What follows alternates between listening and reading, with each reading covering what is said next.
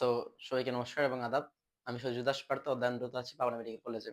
এবং চলো আমি তোমাদের আগে বলেছিলাম যে আমি হচ্ছে গিয়ে গণিত পড়াবো এবং হচ্ছে গিয়ে গণিতে হচ্ছে গিয়ে আমার মানে ভালো একটা ইন্টারেস্ট ছিল।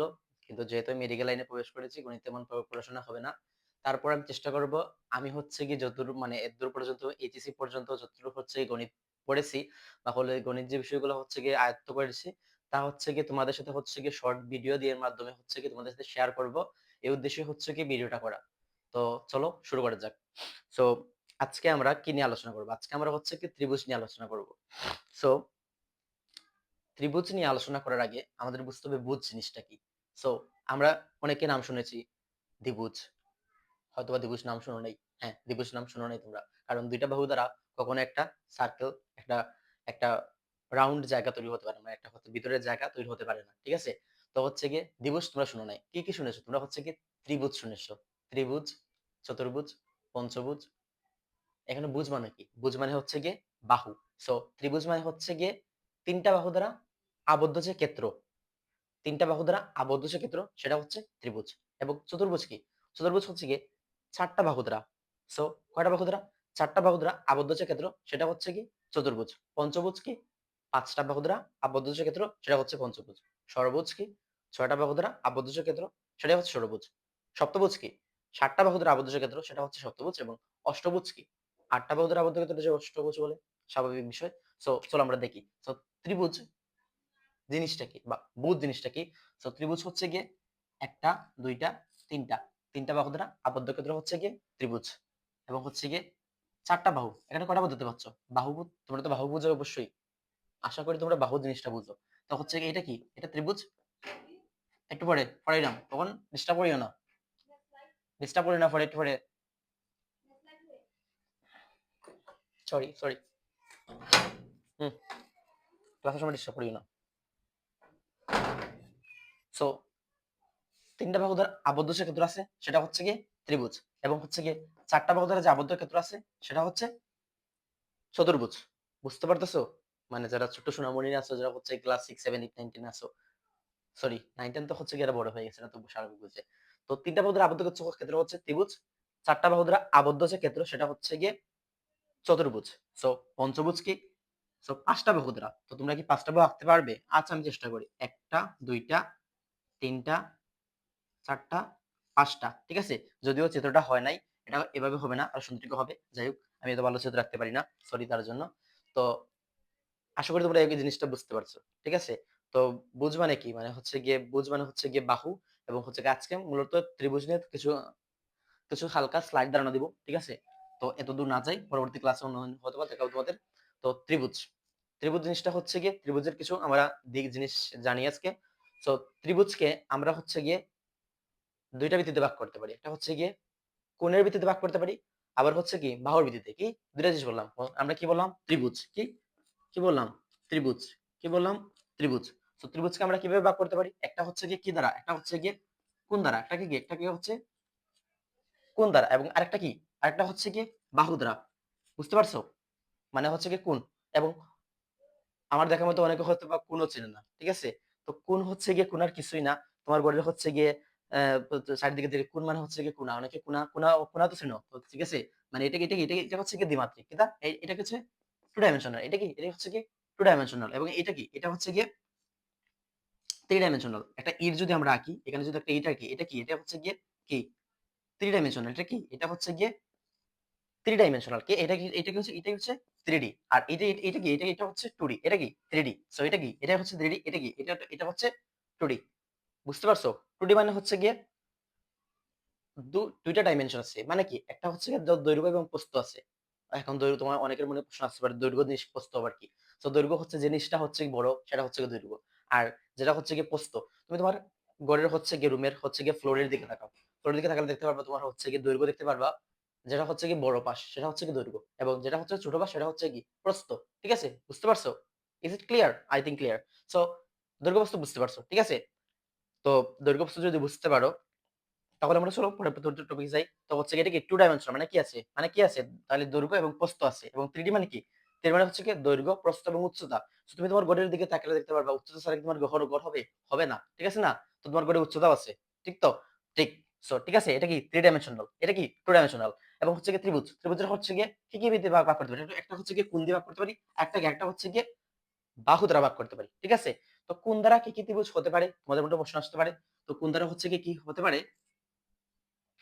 3 ধরনের। একটা কি? একটা হচ্ছে গিয়ে সমকোণী। একটা কি? তোমরা খাতায় লিখতে পারো, নাও লিখতে পারো। অনেকে হচ্ছে গিয়ে অনেক জ্ঞানী। ঠিক আছে? সমকোণী। আরেকটা কি? সব কি? কোণ দ্বারা? একটা কি? স্থূলকোণী। একটা কি? স্থূলকোণী। সরি, লেখা না বুঝতে পারলে হচ্ছে গিয়ে জিজ্ঞেস করবে। ঠিক আছে? এটা হচ্ছে গিয়ে জানতে স, হ, তার নিচে হচ্ছে গিয়ে দীর্ঘকার, বুঝতেই পারছো। স্থূলকোণী। স্থূল মানে কি? স্থূল মানে হচ্ছে গিয়ে বড়। আমরা আরেকটা হচ্ছে গিয়ে, আরেকটা কি? আরেকটা হচ্ছে গিয়ে সূক্ষ্মকোণী। একটা কি? আরেকটা হচ্ছে গিয়ে সূক্ষ্মকোণী। আমরা অনেক সময় বলি না, কাজটা হচ্ছে গিয়ে খুব সূক্ষ্মভাবে, সূক্ষ্মভাবে করতে হবে। কি? সূক্ষ্মভাবে, মানে সূক্ষ্ম মানে কি? ছোট। সূক্ষ্ম মানে কি? সূক্ষ্ম মানে হচ্ছে গিয়ে ছোট। এবং স্থূল মানে কি? স্থূল মানে হচ্ছে কি? স্থূল মানে বড়। স্থূল মানে কি? স্থূল মানে হচ্ছে কি বড়। ঠিক আছে? এটা মুছে ফেলি। সো কোণের ভিত্তিতে কি ত্রিভুজ কি কি হতে পারে? সমকোণী। সমকোণী কি কি হতে পারে? সমকোণী। অনেক মনে করে প্রশ্ন আসতে পারে সমকোণী কি? তোমাদের কাছে নিশ্চয়ই জ্যামিতি বক্স আছে এবং জ্যামিতি বক্সের চাঁদা বের করবা। বের করে হচ্ছে চাঁদা দেখবে একটা ডট চিহ্ন আছে এখানে। এখানে হচ্ছে গিয়ে একটা লম্বা দাগ। আমি পেনটা সরি, গরম লাগছে অনেক। ঠিক আছে? তো এটা হচ্ছে কি কি? এটা হচ্ছে তোমরা যখন জ্যামিতি বক্স খুলবা তখন হচ্ছে কি দেখতে পাবে একটা চাঁদা আছে। চাঁদা কি? চাঁদার এরকম থাকে। ঠিক আছে?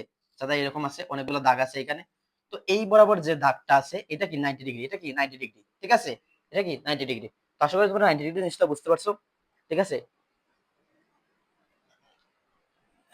যেহেতু ফ্যান্সার সাউন্ড প্রবলেম হতে পারে, সাউন্ড প্রবলেম হলে আমি সরি আছি। ঠিক আছে? তো যাই হোক, তো বিষয়টা হচ্ছে গিয়ে এই, বিষয়টা হচ্ছে গিয়ে তোমাদের কি, বিষয়টা হচ্ছে তোমাদের আমরা সমকোণী ত্রিভুজ। কি? সমকোণী ত্রিভুজ হচ্ছে কি? যে ত্রিভুজের একটা কোণ কি? সমকোণ। যে ত্রিভুজের একটা কোণ কি? সমকোণ, তাকে কি বলে? সমকোণী ত্রিভুজ বলে। ঠিক ঠিক তো? তাই তো? যে ত্রিভুজের একটা কোণ কি? সমকোণ, তাকে কি বলে? সমকোণী ত্রিভুজ বলে। এবং যে ত্রিভুজের একটা কোণ কি? 90 ডিগ্রি অপেক্ষা বেশি, তাকে কি বলে? ওই যে বলছিলাম স্থূলকোণী। স্থূল মানে কি? বড়। এবং হচ্ছে কি স্থূলকোণী মানে কি? মানে হচ্ছে 190 ডিগ্রি থেকে বড়। ঠিক আছে? তো একটা কি? একটা হচ্ছে গিয়ে স্থূলকোণী। একটা কি? একটা হচ্ছে গিয়ে স্থূলকোণী। ঠিক আছে? এটা কি? এটা হচ্ছে গিয়ে স্থূলকোণী। আরেকটা কি? আরেকটা বলছিলাম হচ্ছে কি সূক্ষ্মকোণী। ঠিক আছে? সূক্ষ্ম মানে কি? বলছিলাম ছোট। কার থেকে ছোট? ওই যে 90 ডিগ্রি থেকে কি ছোট, তারা কি বলে? স্থূলকোণী। তো আশা করি স্থূলকোণী বুঝতে পারছো। মানে কি? সংজ্ঞা আমি বলি। সো যে ত্রিভুজের হচ্ছে গিয়ে একটা কোণ সমকোণ, তাকে কি বলে? সমকোণী ত্রিভুজ বলে। এবং হচ্ছে গিয়ে যে ত্রিভুজের একটা কোণ হচ্ছে গিয়ে 90 ডিগ্রি অপেক্ষা বেশি, তাকে কি বলে? স্থূলকোণী ত্রিভুজ বলে। ঠিক আছে? এবং আরেকটা হচ্ছে গিয়ে সূক্ষ্মকোণী ত্রিভুজ। একটা কি? সূক্ষ্মকোণী ত্রিভুজ। যে ত্রিভুজে তিনটা কোণ হচ্ছে গিয়ে 90 ডিগ্রি অপেক্ষা ছোট, তাকে কি বলে? সূক্ষ্মকোণী ত্রিভুজ বলে। ঠিক আছে? বুঝতে পারছো শোনা বাচ্চারা, সোনামণিরা? ঠিক আছে? তো যাই হোক, তো এখন হচ্ছে গিয়ে আমরা কোণ দিলাম। এখন হচ্ছে গিয়ে সরি, আমরা কোণ গেছি। এখন কি? এখন হচ্ছে গিয়ে বাহুর ভিত্তিতে, বাহুর ভিত্তিতে ত্রিভুজকে কয় ভাগে ভাগ করতে পারি? আমরা 3 ভাগে ভাগ করতে পারি। একটা কি? একটা হলো গিয়ে সমবাহু ত্রিভুজ, আরেকটা সমদ্বিবাহু ত্রিভুজ, আরেকটা বিষমবাহু ত্রিভুজ। ঠিক আছে? এখন কি? একটা কি? একটা হচ্ছে গিয়ে সমবাহু ত্রিভুজ। সম মানে কি? সব সমান।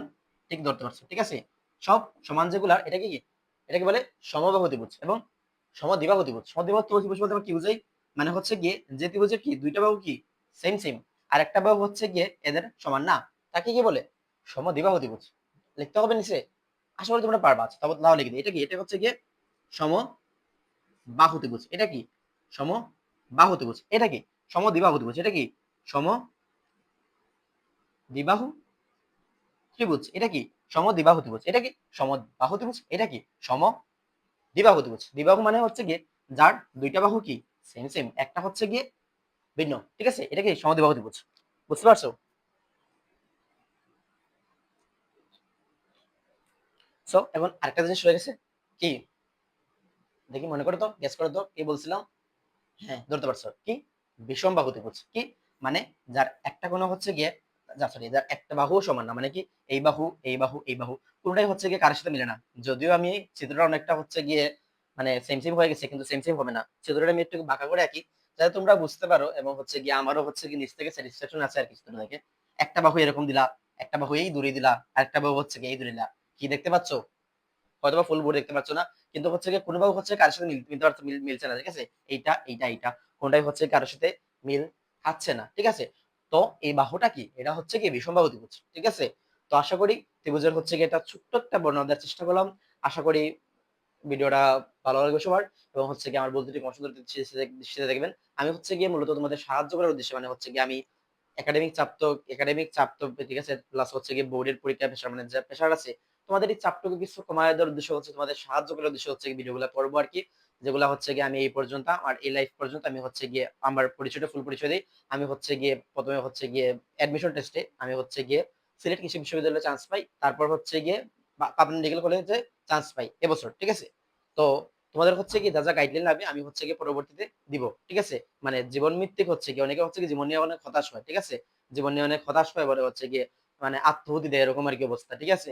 তো এত হতাশ হওয়ার কিছু নাই, একটার পর একটা পথগুলো আছে, ঠিক আছে। জীবন হচ্ছে কি শুধু পড়ার সময় ডিপেন্ডেন্ট না, সবকিছু মিলিয়ে হচ্ছে তোমার সার্বিক জীবনটা, ঠিক আছে।